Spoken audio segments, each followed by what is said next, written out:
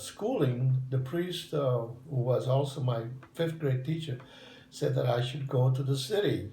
I said, we don't have money. Well, how am I going to get? I don't have money to buy books, let alone live in the city. He said, don't worry, we'll get you there. So he wrote a letter and got me enrolled in the orphanage, Principe di Piemonte, the Institute of Principe Were di you an Piemonte. orphan? No, but he was able to get a discount because I was the best student. And he said my father was disabled. He had fallen under a wagon when he was a kid, so he could only use one arm.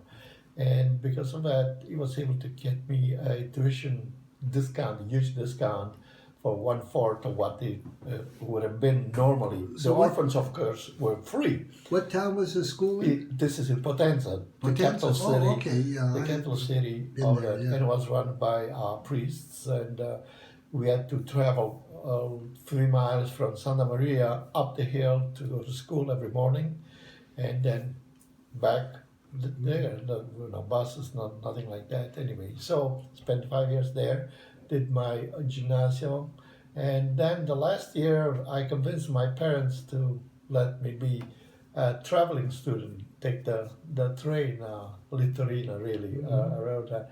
But that didn't work out too well because I got crazy with freedom, and I lost that 1 year of school. I had to go away, and so they sent me to Salerno, and I was there that I learned, I got into the classics and got my degree in classical literature, Greek and Latin, and enrolled at the University of Naples Medical School when I was 19.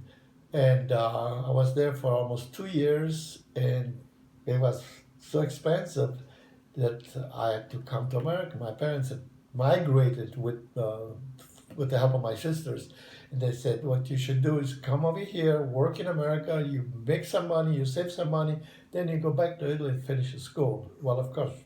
And your sisters were already here? Yes. How did they get here? The two older sisters were here, married to Italian Americans, and I and my older brother and my 2 younger sisters, and of course my parents were still in Laurenzana. So first, my 2 sisters, who have become citizens, were able to get my parents a visa for my parents. This was after World War II? Yes. Yes. In 1946 and 47. So they came here with the help of my sisters, my parents, and then in 53 they saved enough money for us to come here. My brother stayed behind. He didn't want to leave the Laurenzana because he had a good business. Well, not so good business. A grocery store, but he wasn't good at managing. He worked very hard, but management was not his great thing.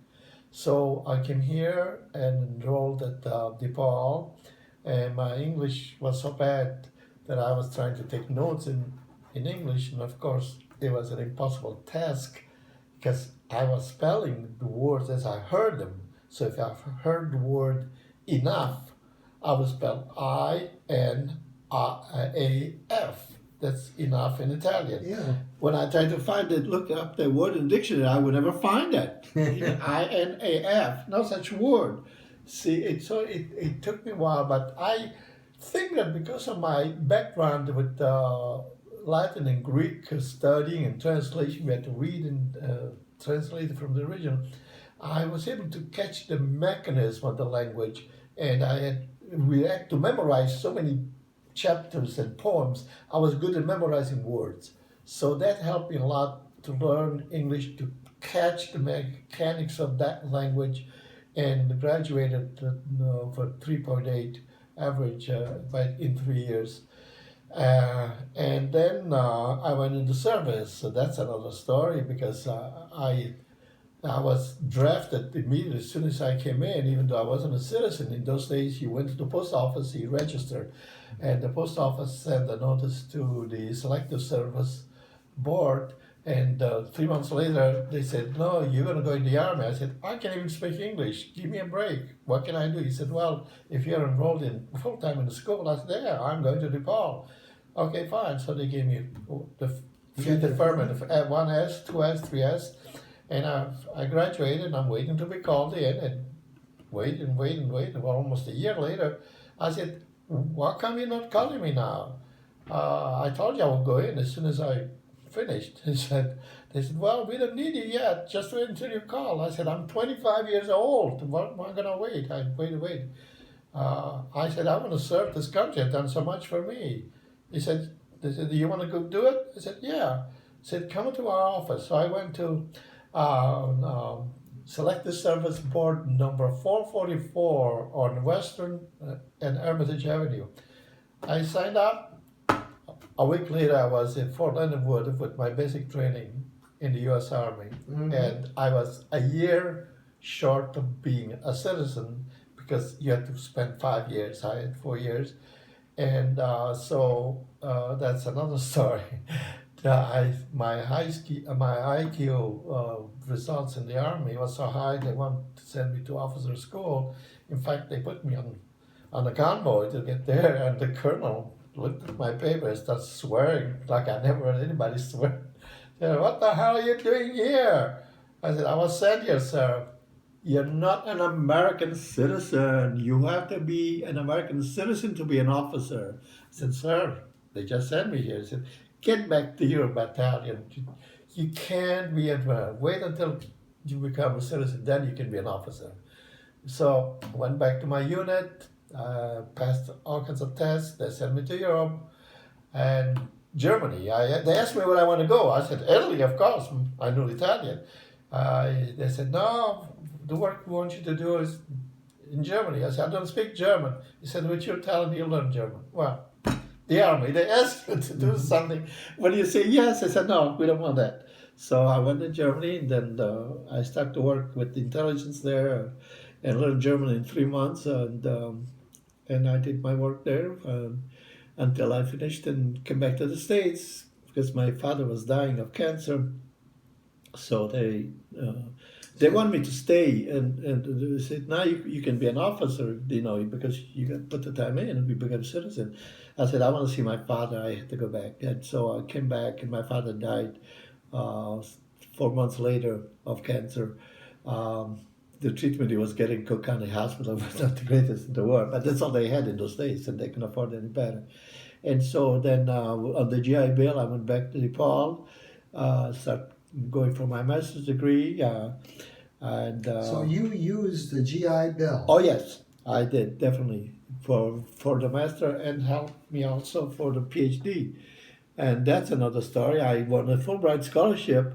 I applied for Germany and Italy, and they said both applications are good. They said, which one do you prefer? I said, well, if you're asking me Italy, of course, I'll go to the University of Rome and work there. I wanted to show Dante's influence on Edmund Spencer's Epithalamion.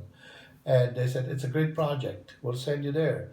So I got the paperwork and everything. Then I get a letter from the Fulbright people said, the State Department actually said, you cannot get the full scholarship because the Fulbright goes, the American side of it, it's about 60%, goes to people who were not born there, or if you were born there, you could not live there past your 13 years of age. I said, why don't you tell me that in advance? I would have gone to Germany. They said, well, you can still take the Italian portion of it. You can go there. I said, what am I going to do? I'm married. I have a kid. I'm going to take measly something from the University of Rome. So I had to refuse that. And I was working as a technical writer. And the printer told me about an opening Chicago City Colleges. They were looking for somebody to teach Italian.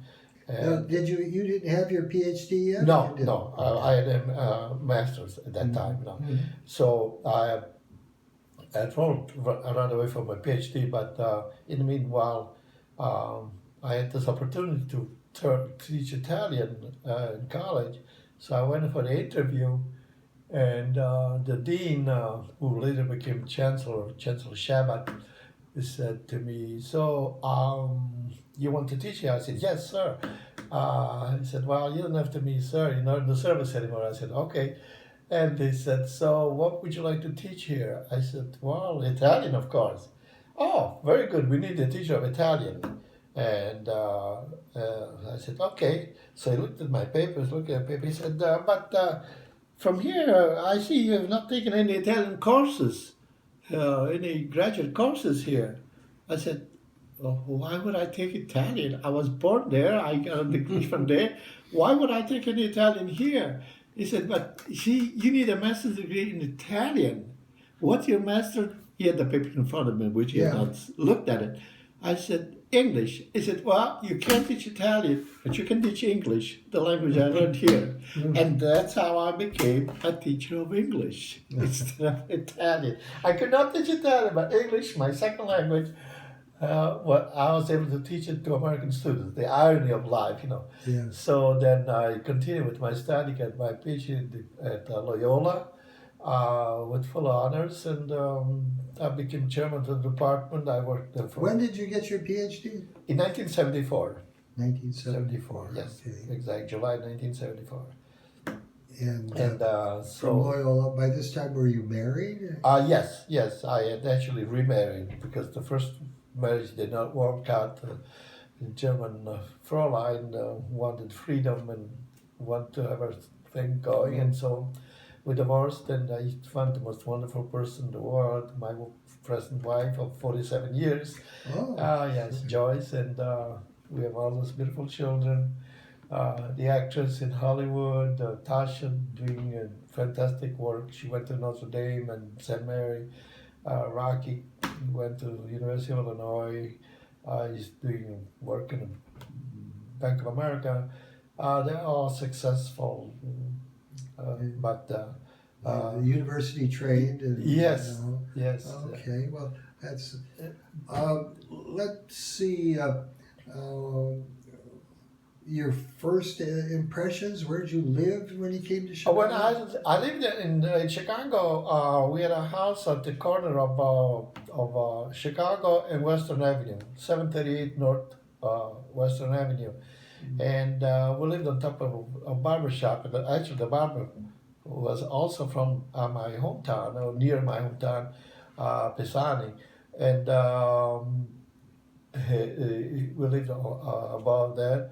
And so that's where I was that Our Lady of Angels? well, a little further. This with the church, Our Lady of Angels was a little further down. This was a different church. I'm trying to remember the name of it. Oh gosh, it's right in the middle of town.